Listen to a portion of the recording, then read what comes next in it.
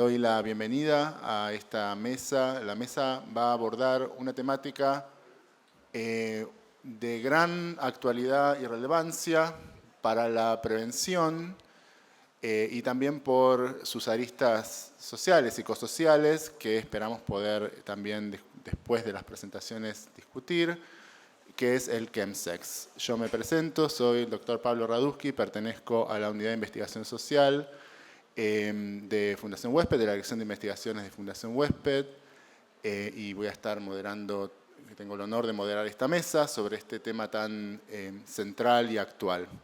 Así que para comenzar con la serie de presentaciones, y no ahondar más en otras cuestiones, vamos a dar la bienvenida a la doctora Claudia Cortés, que es profesora asociada con dedicación a investigación clínica de la Fundación Arriarán, que es el principal centro de atención integral de pacientes con VIH de Chile. Actualmente es investigadora de la red Casanet, asesora del Ministerio de Salud de Chile en temas de VIH y COVID y asesora para OPS. También es miembro electo del Consejo de Gobierno de la Sociedad Internacional de SIDA, la IAS. Bienvenida, Claudia. Un aplauso.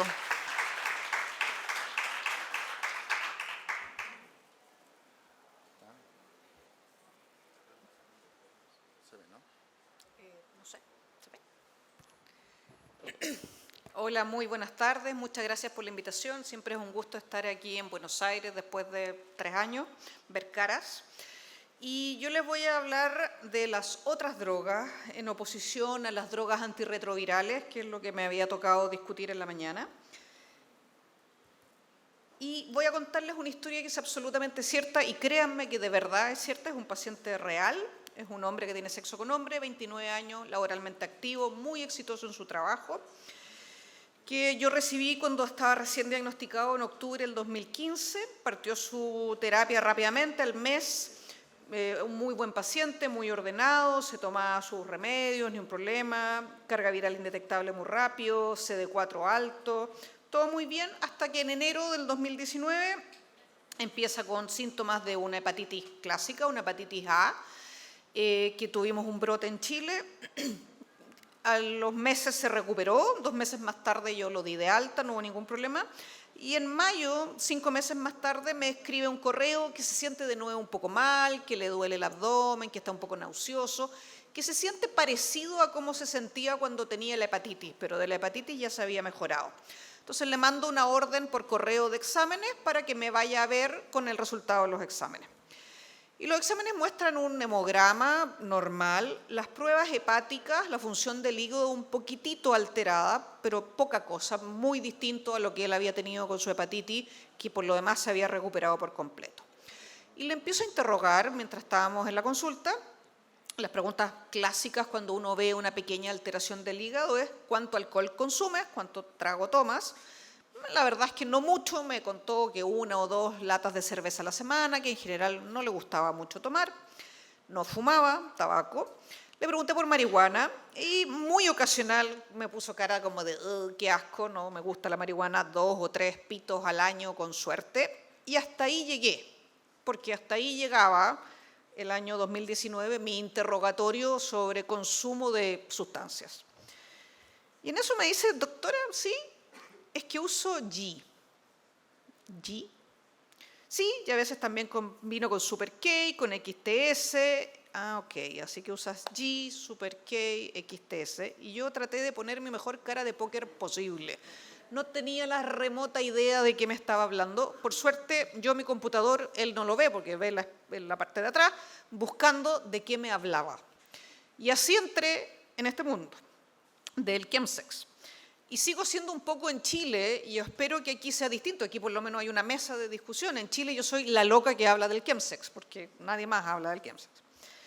Entonces, hice una encuesta a colegas chilenos, la gran mayoría infectólogos, pero no exclusivamente, sobre cuántos habían escuchado el término chemsex. Y ustedes pueden ver, yo veo bien poquito aquí, porque la pantalla está, pero un poco menos del 60% nunca había escuchado el término siquiera, no sabía de qué estábamos hablando.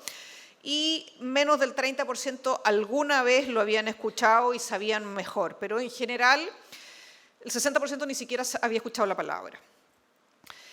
¿Conoce alguna de las siguientes drogas? Le di un listado largo y las habían escuchado nombrar, pero en general una ignorancia absoluta es parte del tema. ¿Y les parece útil adquirir conocimiento? Sí, quienes tratamos pacientes con VIH debiéramos saber, porque probablemente ahí se consume un poco más. Sí, pero me interesa saber para saber, no tiene nada que ver con mi profesión. Y no, esto es algo que tiene que ver el psiquiatra, yo soy infectólogo o manejo pacientes con VIH, no tiene nada que ver conmigo. Y después, Twitter, yo soy bien activa en Twitter, después hubo muchas más respuestas, pero le pregunté al abierto, ¿saben lo que es chemsex? ¿Me ayudan? Y un 83% ni la más remota idea. Más o menos en eso estábamos. Pero esto no solo tiene sesiones de un simposio tan importante en Latinoamérica como este, sino que tiene editoriales en revistas muy importantes como el British Medical Journal y muchas publicaciones. Y esto es un tema que es muy relevante y que yo siento, y es un poco mi cruzada personal, de que tiene todavía muy poca repercusión clínica, por lo menos en América Latina. En Inglaterra, como vamos a ir viendo, es un tema ya mucho más establecido, lo mismo en Alemania, en España. Pero en América Latina sabemos muy poco de lo que pasa acá, y muchos de los colegas médicos creen que es esto que efectivamente pasa en Barcelona, en Berlín, en Nueva York, y no en Santiago, Buenos Aires, Córdoba, Lima. ¿Qué es el chemsex? ¿Cuáles son las mejores opciones de terapia para personas que tengan VIH y consuman chemsex? ¿Y cuáles son los fármacos que no debiéramos mezclar nunca? Primero es que en la historia de la evolución de la pandemia del VIH siempre había una vinculación desde sus inicios con el consumo de drogas, lo que se conocía como street drugs, opiáceos, crack, pasta base, cocaína. Ese tipo de drogas inicialmente se vincula y hoy en día la transmisión por jeringas endovenosas, por compartir jeringa, es un método de transmisión del VIH que afortunadamente, por lo menos en Chile, es prácticamente inexistente. En Argentina ustedes tienen un poquitito de transmisión por esa vía, pero en general es bien escasa, pero sí es bastante más relevante en otros países del mundo. Hay consumo de otras drogas como Popper, Viagra o marcas similares al Viagra. Pero la diferencia con el chemsex es que la definición es que es el uso recreacional de drogas para tener sexo. Yo me drogo en búsqueda de una mejor performance o mayor performance o más duración o poder tener sesiones de sexo más prolongadas. Ese es mi objetivo del consumo de las drogas.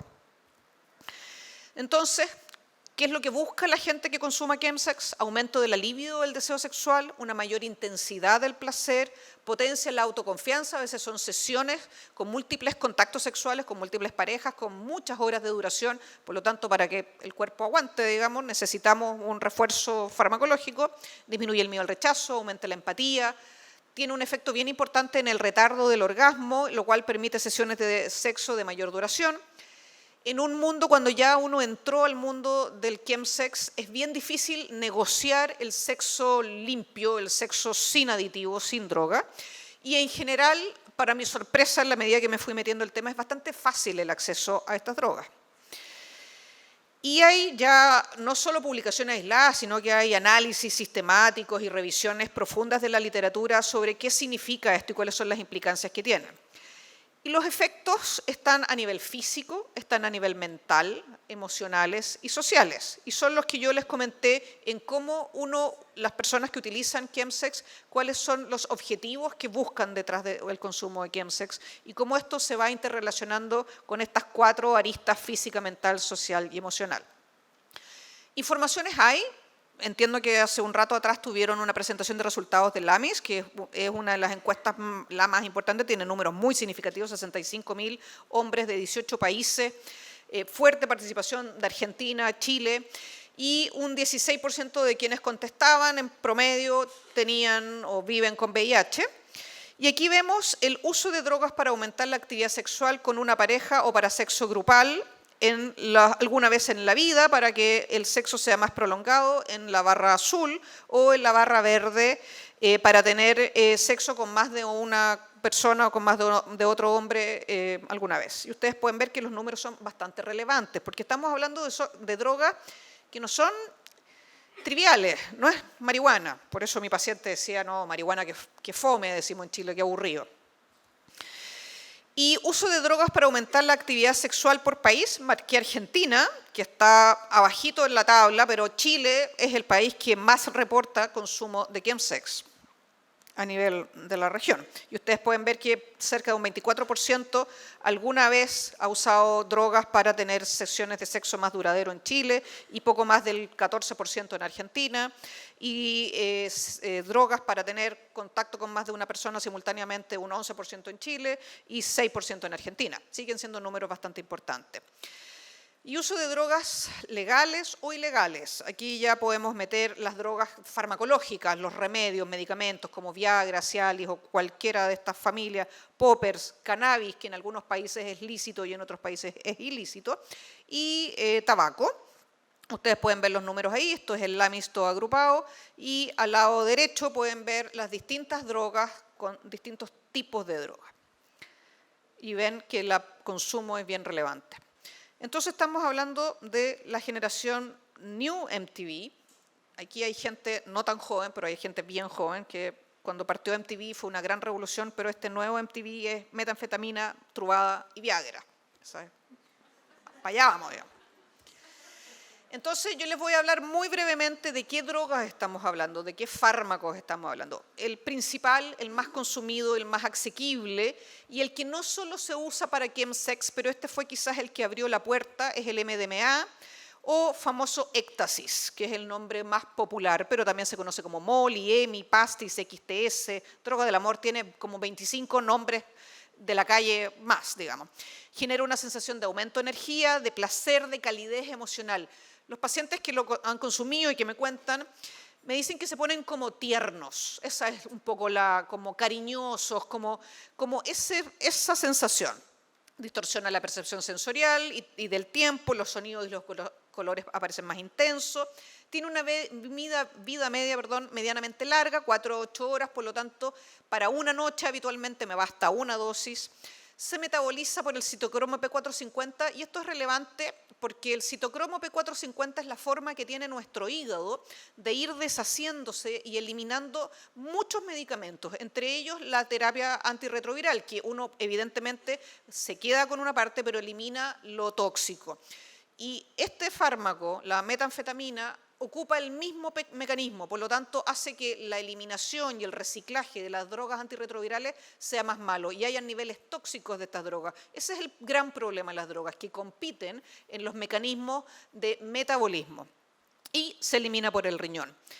Hay distintas dosis, se ve en presentaciones esas lindas pastillas, por lo tanto es un problema no menor cuando quedan al alcance de niños pequeños que piensan que es un dulce, porque son muy atractivos, así que si alguno de ustedes consume éxtasis y hay niños cerca, por favor guárdenlo en altura, con llave, qué sé yo, porque no queremos generar una intoxicación grave en un menor.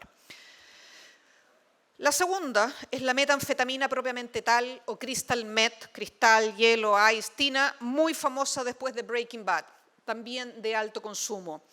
Y como bien mostraba Breaking Bad, para quienes la vieran, se cocina literalmente en cocinas de casa, porque se puede hacer domésticamente, y se hace con ingredientes bastante comunes y bastante tóxicos, acetona, adelgazante de pintura, éter, limpiadores de frenos, tolueno, por lo tanto es altamente tóxico. Y como es una cocina casera, la metanfetamina o el crystal meth que yo le compré a mi dealer 1 puede no ser igual a la del dealer 2, a la del dealer 3, o distintas cocciones, distintas preparaciones, me puede generar drogas diferentes. Por lo tanto, como esto no es una receta de cocina exacta, yo estoy acostumbrado a consumir cierta cantidad de drogas, pero al mes siguiente compré a otro distribuidor que la prepara distinto y me puedo intoxicar. Tiene una vida media también larga, de 12 horas. Pasa muy rápidamente el cerebro, por eso tiene estos efectos tan importantes. También ocupa este mismo metabolismo citocromo P450 para eliminarse, por lo tanto también compite con las drogas antirretrovirales, entre otras. Produce hipertemia, alta temperatura, rabdomiolisis, que es ruptura de los músculos, y puede producir eventos cardiovasculares. En abuso o en dosis muy altas que pueden ser inadvertidas, puede ser porque cambié de proveedor y este proveedor vendía justo una droga más concentrada, violencia, ansiedad, confusión, insomnio severo, alucinaciones. ¿Ya? Y como viene, ya no son tan pastillitas bonitas, sino que pueden ser tabletas, puede ser polvo, se puede jalar o inhalar, se puede tragar, se puede inyectar. Se pueden poner bien creativos en todas las formas de consumo.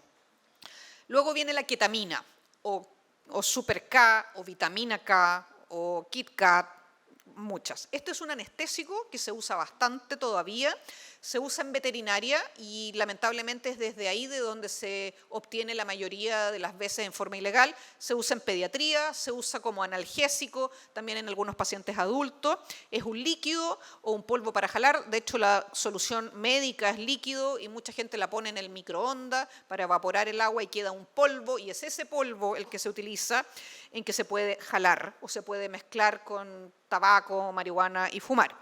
También tiene este efecto disociativo y tiene lo que nosotros llamamos un estrecho margen terapéutico. Es una dosis súper precisa para no quedar bajo, o sea, no me hizo nada, no me volé, o no quedar alto y no tener una intoxicación. Eso es lo más complejo en un fármaco, que tenga este margen terapéutico, que aquí no es terapéutico, pero este espacio muy chiquitito en la dosificación de cuánto tengo que usar para no tener una sobredosis o quedar subdosificado. Y eso hace que sea bien difícil, ¿ya? Los pacientes o los usuarios lo que buscan es como esta ketamine high, esta volá que parece ser muy, muy placentera, con alucinaciones, con una disociación, yo veo mi cuerpo y lo siento rico, pero está muy cerca del ketamine whole, que es una sensación de parálisis, de muerte inminente, de que queda una parálisis corporal. Recuerden que esto es un anestésico y la persona entra como en una crisis de pánico, pero no se puede mover. Luego viene el G, famoso G, Gina o éxtasis líquido, que es gamma hidroxibutirato. Este es un neurotransmisor que tenemos en el cerebro en una cantidad mínima y esto es como tomarse una tonelada, un barril de G. Es un líquido transparente que no tiene olor ni sabor y tiene una vida media, o sea, funciona y está activo durante muy poquito rato. También tiene un estrecho margen terapéutico y el problema aquí es que es líquido y las cantidades que se necesitan consumir son mínimas. Y yo les decía al principio que estas drogas se consumen en general en sesiones muy largas, a veces de 24 a 48 horas. Por lo tanto, ya estoy, no sé si acá usan la expresión, arriba de la pelota, ya estoy medio volado, medio mal y necesito una nueva dosis porque se me está acabando la dosis. Pero esa nueva dosis es de 0,5 ml, una cantidad mínima. Esas jeringas de diabéticos que se ponen insulina es la puntita. Y estoy tan volado que no calculo bien. Entonces, muchísima sobredosis porque se me pasa la mano. Esto se toma, se mezcla con algún líquido, no se toma directo porque quema la boca. En exceso, somnolencia, letargia, bradicardia, que es un corazón que late lentamente, baja de presión, alucinaciones, y produce un síndrome de abstinencia. La última de este pack es la mefedrona o miau miau o sales de baño. Este es un químico que originalmente era un fertilizante de plantas. No sé cómo llegaron a descubrir que además servía para volarse, también tiene una vida media corta de 30 a 90.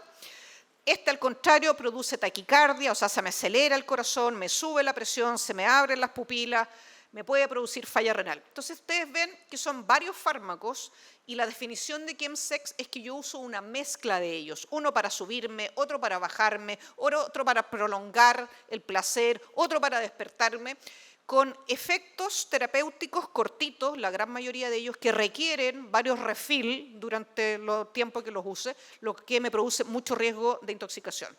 Entonces, resumiendo aquí, unos te hacen sentir más tierno, más cariñoso, otros te ponen más eufórico, con un amor más, no sé si agresivo es la palabra, pero con las pilas más puestas, otros te bajan, otros te suben y es la mezcla de ellos. Y este último que lo agregué recientemente, yo me imagino que aquí ha llegado, aquí ese es el logo de la policía chilena, que es el decomiso de algo que se conoce como TUSI, para los amigos, pero que es una sigla que es 2CB4 bromo, whatever, y el famoso TUSI o cocaína rosa o Pink Lady o Pantera rosa. Y esta es como la nueva de la familia. El punto es que nuevamente, como esto es todo comercio ilegal, no hay una estructura química conocida, no sabemos siempre qué es lo que es y todas las veces puede ser diferente. ¿Qué pasa? ¿Por qué es tan serio? Porque estamos hablando de esto aquí, porque en países desarrollados, donde se estudia y tenemos mucha información, sabemos, por ejemplo, que en Inglaterra, una de las principales causas de hombres jóvenes, de hombres que tienen sexo con hombres jóvenes que tienen VIH, ya no mueren de VIH, eso ya lo tenemos súper claro, mueren de intoxicación por drogas y mueren por sobredosis de estas drogas. Ya no es la sobredosis de heroína, ya no es la sobredosis de cocaína, es sobredosis de ketamina, de G, de éxtasis. ¿Ok? Este es un estudio bien interesante. En Inglaterra, 874 pacientes, la mitad eran VIH positivo, la otra mitad negativo, o un tercio negativo, lo que sobra era gente que no sabía su estatus. El 12% tenían hepatitis C, 40% de ellos coinfectados con VIH. El 70% de estos casi 900 no había tenido sexo sobrio, o sea, sexo sin chemsex en los últimos 6 meses. Se reportaba entre 4 y 10 contactos sexuales, el 45% de estos consumidores. Esto es una clínica de rehabilitación de chemsex en Londres. Y el 11% habían tenido más de 10 contactos sexuales por evento. ¿Cuál es el otro problema? Que cuando uno está así de volado, se le olvida tomarse la terapia antirretroviral. Y se le olvida tomarse los anticonceptivos si eres mujer, o se te olvida tomarte el PrEP si es que no tienes VIH. Se te olvida todo porque está ahí en otra. ¿Y cuáles son las drogas que se utilizaban? Nitritos, popper, marihuana, drogas tipo Viagra, cocaína, ketamina, MDA, y ustedes ven ahí cómo va bajando, pero es un alto consumo. Entonces, yo les pregunté a mis colegas en la misma encuesta inicial, ¿cuál es su preocupación? Y la preocupación es la interacción con la terapia antirretrovirales, y la preocupación segunda es que mi paciente no vaya a adherir bien y no se tome bien los medicamentos porque está en este baile, digamos, y no lo recuerda, o tener sobredosis y que fallezcan por sobredosis de las drogas. Está esta página web de la Universidad de Liverpool, que ahora Fundación Huésped la tiene en castellano también, está traducida, en que uno puede buscar la terapia antirretroviral que yo o mi paciente está tomando y cruzarla con muchas de las drogas recreacionales que yo les nombré. Y podemos saber cuáles son más o menos seguras. Por supuesto que yo a mi paciente le trato de instar a que disminuya, ojalá suspenda, pero esto es un trabajo a largo plazo. Pero al menos si yo sé que tengo un paciente que me cuenta que consume chemsex, voy a tratar de dejarle la terapia antirretroviral que menos interactúe con el chemsex, la que sea más segura. ¿Okay? No es mi rol juzgarlo, no es mi rol retarlo, mi rol es explicarle, tú estás tomando este remedio, estás consumiendo estas drogas, puede haber este cortocircuito. Tratemos de que tú consumas menos chemsex y yo te doy la mejor droga para el VIH que no interactúe con el chemsex. El uso ha ido aumentando significativamente, hay estudios ya, no solo el LAMIS que le mostré a Latinoamérica, pero en general en Inglaterra, en Alemania, Barcelona, ya hay estudios muy acabados de la relevancia que es esto y de lo importante que es discutirlo. Y yo le enseño a mis colegas, a todos los pacientes que ustedes vean, pregúntenle, fuma, alcohol, tabaco, marihuana, y yo a todos, G, quieta, éxtasis, se las tiro las tres juntos. Y si me miran con cara de, ¿qué me está hablando? Me doy cuenta que en verdad no tiene idea. Y si una pequeña sonrisa, es porque sí sabemos de qué estamos hablando. Y digo, bueno, pero ¿cuándo usáis G? ¿Con qué frecuencia? ¿Todos los fines de semana? ¿Una vez al mes? Muchos viajan, en Chile es bien común venir a carretear a Buenos Aires o ir a carretear a Río, entonces solo consumen cuando viajan ahí. Otros lo consumen frecuentemente en Santiago. ¿Qué tan fácil de conseguir esto? Súper fácil de conseguir. En todas las aplicaciones de cita, muchas de ellas en general giran en torno a la venta de marihuana, que son los ejemplos que encontré aquí, pero en general es muy sencillo. Yo cuando recién partí dije esto, pero debe ser imposible y debe ser carísimo. No es caro y es muy fácil. Entonces, si estamos con un grupo de amigos que consume chemsex, y yo también consumo chemsex, entonces tenemos que tener, así como hay un conductor designado que una noche no toma para que maneje al resto y no nos matemos curados, esa noche, ese fin de semana, tendrá que haber un miembro del equipo que se quede sobrio y que cuide a los amigos y que se preocupe de que se hidraten bien, que tomen agua, que no mezclen las mezclas que no se deben hacer, que dosifiquen correctamente, todo esto mientras vamos en un camino inicial de suspender y rehabilitar. Pero en lo concreto hay que tener una fiesta segura. ¿Cuáles son los riesgos? El riesgo es de morirse, así de claro. que se expanda el VIH porque se deja de usar condón, se deja de tomar la PrEP, se deja de tomar la terapia, aumento de otras infecciones de transmisión sexual, todas ellas una mala adherencia a la terapia antirretroviral que nos lleva a un riesgo de resistencia y que fracasen las drogas para el VIH y riesgo severo de interacción a drogas, sobredosis y por ende enfermedad y muerte. Eso sería. Muchas gracias.